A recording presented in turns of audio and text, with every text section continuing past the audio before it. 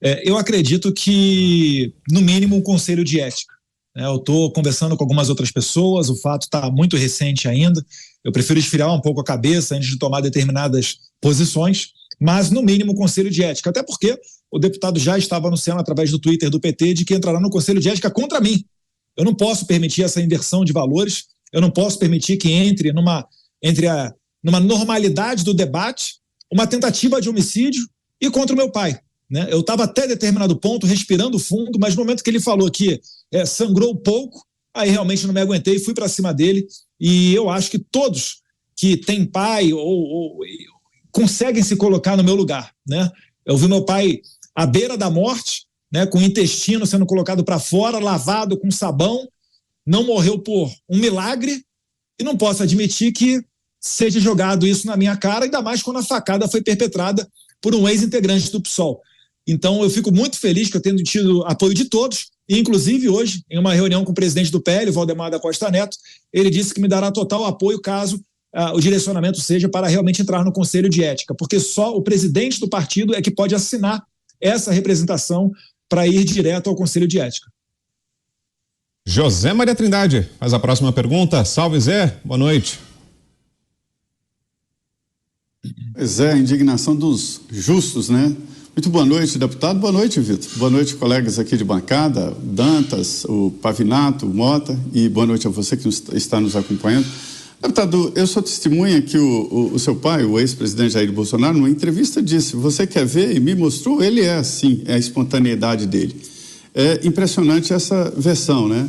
Mas o debate é o seguinte: não seria uma provocação exatamente na esperança de uma reação assim do senhor, é chamado de a reação dos justos, né?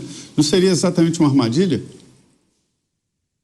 Sim, Zé Maria, eu creio que ele tenha feito isso esperando realmente que fosse haver uma reação. Eu só não sei se ele esperava que eu fosse me aproximar dele.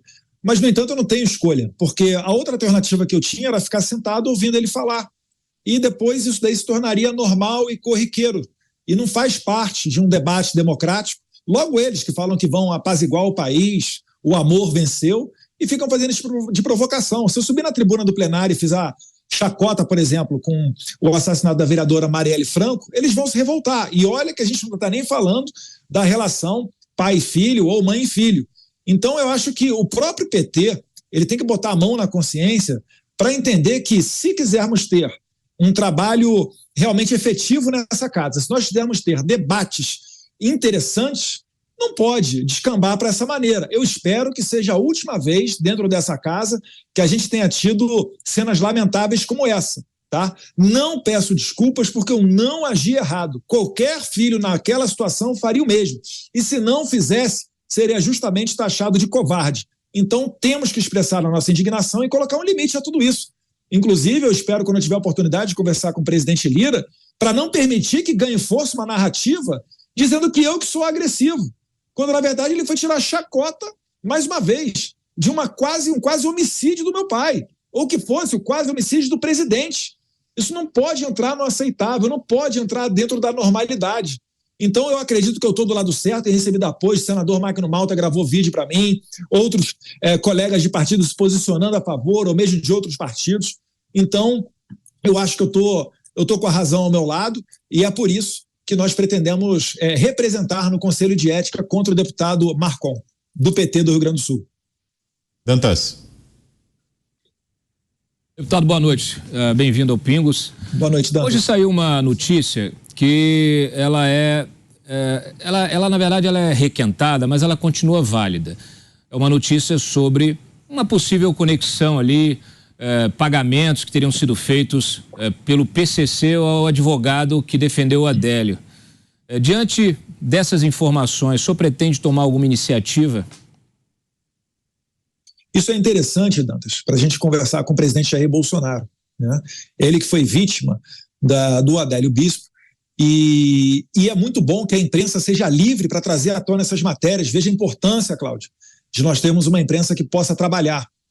Porque na época da eleição, muitos assuntos foram proibidos. Inclusive, vale lembrar, um documentário do Brasil Paralelo sofreu censura prévia, né? Nas palavras da ministra Carmen Lúcia, era inconstitucional, mas só daquela vez. A gente viu onde é que isso daí vai parar quando se abre um precedente.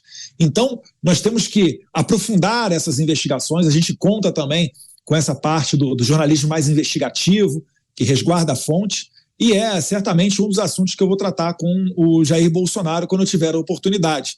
Porque realmente a gente vê que esses laços se estreitam muito. Se a gente for retornar, por exemplo, e finalizando, nos anos 90, na criação do grupo chamado Foro de São Paulo, que agrega algumas centenas de partidos de esquerda da América Latina, na inauguração desse grupo Foro de São Paulo, ele foi encabeçado por Lula e Fidel Castro. Foi lida uma carta de um dos líderes da Farc. Mais adiante, uma matéria do Estadão de 2009 fala que Lula aconselhou as Farc a virar um partido político. E hoje as Farc é um partido político.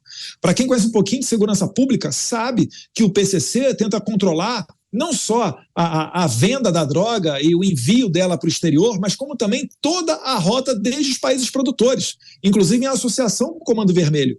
Então o PCC ele não está só em São Paulo, ele está tentando pegar essa rota toda, da Colômbia, da Bolívia, do Peru, enfim, para chegar até aqui ao Brasil. E em associação, obviamente, com as Farc, que é quem manda na Colômbia e também parte da produção de drogas da Venezuela. Cabe aprofundar sim, porque não vai ser a primeira vez. Lembro ainda do advogado Prado, que inclusive era professor na FRJ, onde eu me formei, e notícias dando conta que ele estaria fazendo uma representação em um organismo internacional para ir contra medidas do então ministro Sérgio Moro, que estavam endurecendo e enrijecendo algumas coisas, como a visita íntima de presos, se eu não estiver enganado, e alguns direitos de presidiários. Então existe, a todo momento, vamos dizer assim, essa suspeição que cada vez, né, onde tem na inteligência a gente fala que não existe coincidência, né? Onde tem muita fumaça é porque provavelmente existe fogo. Então cabe aprofundar essas investigações aí, e eu pretendo falar com o Jair Bolsonaro assim que possível sobre esse caso. Pavinato. Deputado, boa noite, como vai? Eu vi no Twitter boa noite, do nosso deputado, qual que é o nome dele? O Marcon? Sim. O nome? O Dionilson, é isso? Dionilson Marcon. Dionilson Marcon. Eu não tenho roupa para sair com uma pessoa que chama Dionilson, é que não lembrava. O Dionilson, ele publicou no Twitter dele o seguinte, que você ficou bravo por ele ter falado verdades, ou seja, ele confirmou que ele diz que a facada é fake, que seu pai sangrou, é pouco, e que ele é que foi vítima de homofobia. Veja, sim, esse senhor não tem talento nem para ser gay. Eu fico ofendidíssimo de ver uma coisa dessa, que ele sofreu homofobia, que Vossa Excelência xingou a mãe dele e que Vossa Excelência é a representação do ódio que ele tem que combater. Como é que dá para ter sangue de barata com um partido que todo santo dia, como dizia José Serra em 2006, que é o PT, bate a carteira e grita pega ladrão. Ele bate a carteira, ele ofende, ele faz o discurso de ódio e grita pega ladrão. Como é que dá para levar isso adiante, Eduardo? Só para eu finalizar aqui, quando nós temos hoje um sistema judiciário / de justiça pública, que é o Ministério Público, que não é um terceiro poder, mas tá ao lado do judiciário, que quando a campanha do Jair Bolsonaro chama o Fernando Henrique de ladrão, e eu tenho que falar Fernando Henrique, porque se eu falar outro nome, é 25 mil de multa. Se chama o Fernando Henrique de ladrão, é multa, é crime. Mas o outro candidato chamar o seu pai de genocida, a PGR entende que não é crime. Como é que dá para sair disso? Que esperança a gente pode passar para quem não é aliado de um lado? Porque o que parece nesse país é, você veste a camisa vermelha, você pode pôr a sua pança no cangote de uma mulher, enfiar o nariz do meio e fazer igual o outro lá, o Tom e Jerry, fez na Júlia Zanato, e nada acontece. Que mensagem que a gente pode passar de esperança? Pavinato, eu não tenho como prever, obviamente, o futuro. O que eu tenho a dizer é o seguinte, a gente tem que combater. Ainda que a gente venha a cair, ainda que eu venha a perder o mandato, mas pelo menos que a gente perca com honra e mostrando a todos as vísceras desse sistema. Eu costumo até dizer que matérias de jornal e posicionamentos de deputado da esquerda é que elegeram Bolsonaro em 2018. Por quê? Porque com a internet, ainda livre, queira Deus, não será regulamentada por o governo petista, porque isso daí vai ser sinônimo de censura, né? Vocês da Jovem Pan que o digam, sabem do que eu estou falando, sofreram muito na eleição do ano passado, mas para que a gente exponha tudo isso que está acontecendo, e as pessoas elas ficam indignadas, e elas conseguem perceber facilmente quem é que tem a razão. O PT e a esquerda, eles vivem num mundo de narrativas. Se você sai dessa narrativa e conhece a verdade, ela acaba te libertando. É por isso que o principal projeto do PT, ou um dos principais que está tramitando aqui na casa, é o PL 2630, que trata realmente de uma mordaça nas redes sociais. Porque com argumentos eles nunca conseguem nos vencer. Você falou muito bem, Pavinato. Um dia o cara vai lá, cheira o cangote de uma deputada e eles falam que a deputada fez denunciação caluniosa. Só que a gente sabe que se fosse uma deputada da esquerda, né, da região sul, talvez loira igual a Júlia Zanata, que recebesse uma cafungada de alguém de direita, o cara estava lá em Haia, sendo processado contra, né, um ataque aos direitos humanos. Então esse peso, essas duas medidas, acabam indignando as pessoas. Eu acho que acaba sendo um tiro no próprio pé do PT. Ao invés de eles fazerem uma autorreflexão, mas não, eles insistem nessa teoria de crime de ódio. Você veja só, teve a questão lá do assassinato, aquele bandido lá em Blumenau. O que a esquerda estava tentando fazer? Conectar isso a discurso de ódio para tentar justificar uma censura nas redes sociais. Então é a todo momento uma briga pelo poder. O PT não se importa com homossexual, não se importa com minoria. Eles idolatram Che Guevara. Che Guevara tinha um fascínio, se deleitava ao assassinar homossexuais. Eles só se utilizam da minoria porque não tem mais como utilizar a tática velha do operário. Porque o operário já experimentou o capitalismo e ele quer trabalhar para ter um conforto maior para sua família, ele não quer saber de revolução nada. Então qual é a estratégia da esquerda agora? É ficar fazendo essa excitação mental através de bombardeios contínuos, né, via imprensa, via ONG, via tudo mais que eles têm controle, para você acabar invertendo a sua ordem de prioridade. Veja bem, Pavinato, pessoas, finalizando, vão às urnas votar pensando o seguinte: esse deputado me protege contra a homofobia, o Bolsonaro é o malvadão, trata a minoria mal. Só que o Bolsonaro é que dá o direito à legítima defesa a homossexuais. Bolsonaro é o que reduziu a números recordes a taxa de homicídios do Brasil, coisa que a gente não via números desde 1993. Bolsonaro, malvadão, reduziu o desemprego de cerca de 15% para 8%. Então, repare que no final do dia, você fazer uma política sem segmentá-la por minorias é o melhor para toda a população brasileira. Infelizmente, né, não é o que o atual governo vem fazendo. Mota. Deputado, boa noite. Eu quero aproveitar a oportunidade de lhe fazer duas perguntas. A primeira é a seguinte: o senhor tem muitos contatos internacionais. Eu queria saber o que esses contatos do senhor lhe disseram sobre a repercussão no exterior daquele conjunto de declarações desastrosas que o atual governo fez, falando de abandonar o dólar no comércio internacional, dizendo que os Estados Unidos e a Europa prolongaram a guerra da Ucrânia. Eu queria saber a repercussão disso, que os seus contatos lhe disseram. E a segunda pergunta é sobre um assunto que o senhor levantou muito bem, o PL 2630, que pretende implantar a autocensura nas redes sociais, inclusive prevendo pagamentos das redes sociais à grande mídia por utilização de conteúdo, vai oficializar uma mordaça que hoje já existe em várias redes sociais, né? Com exceção do Twitter. Mota, excelentes perguntas. A primeira, na verdade, você tira um termômetro quando você vê a Miriam Leitão criticando o Lula. É um sinal de que realmente o Lula foi fundo na pisada no pé da jaca aí que ele fez nas declarações com relação à China.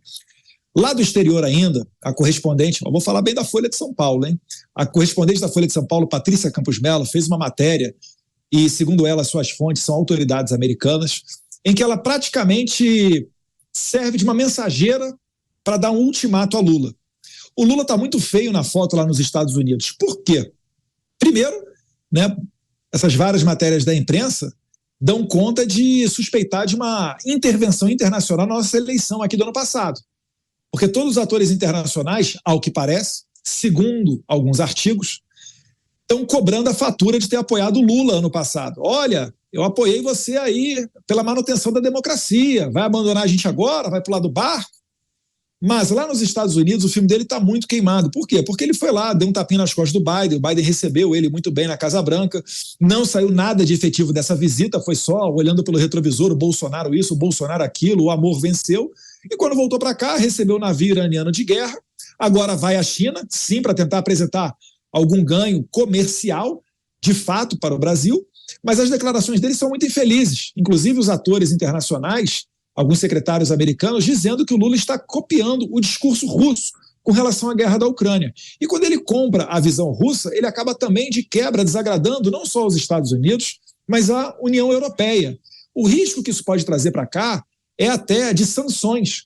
Se o Lula não tomar rumo na sua relação internacional, se ele realmente não assumir uma neutralidade na guerra, se ele não agir com pragmatismo, mas sim querendo tomar parte em todo o conflito regional, e vale lembrar, ninguém faz política internacional pensando nos conflitos regionais, senão você não vai fazer comércio com ninguém, você não vai entrar em local nenhum, porque todos os lugares do mundo têm as suas tensões, né? China, Taiwan, Japão, Coreia do Sul, Coreia do Norte, Oriente Médio, não precisa nem falar, o Irã, mais recentemente, essa invasão à Ucrânia, dentre outros problemas.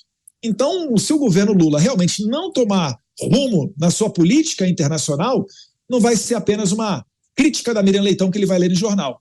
Quem vai passar a sofrer vai ser o povo brasileiro com sanções. Até porque, vale lembrar, esse navio iraniano, que para muitos pode parecer pouca coisa, ele já sofre sanções americanas. E o Chile, que é governado pela esquerda, não se engraçou de recebê-lo, mas o Brasil o fez. E logo após uma visita oficial do presidente Lula à Casa Branca.